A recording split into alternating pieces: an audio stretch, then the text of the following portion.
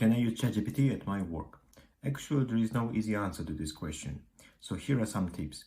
But before you watch them, if you subscribe to like this video, please do so and continue follow me. The first thing you might want to check in the organization is your policy. So some organizations explicitly limit use of any AI tools, including ChatGPT.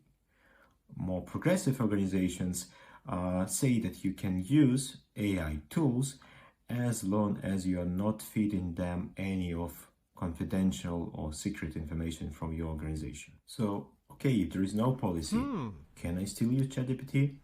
Well, actually, yes.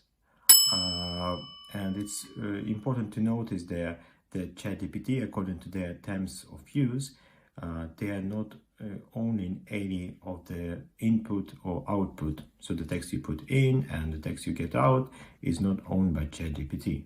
What they can do is using your data for training their models, so adding this data in the training data set, which might not seem as a big deal. There is one big question mark here, and it relates to secrecy, because trade secrets is one of the most important ways to protect your confidential information.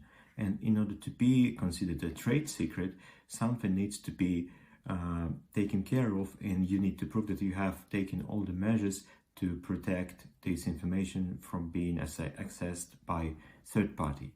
So say you have a situation when you suspect that your former employee is using confidential information from your database for the competitors.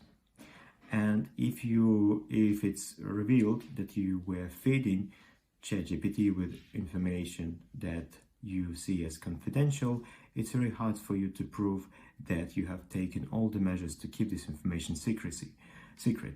So as a result, your trade secret protection may be weakened. So use ChatGPT, but not for any secret confidential information.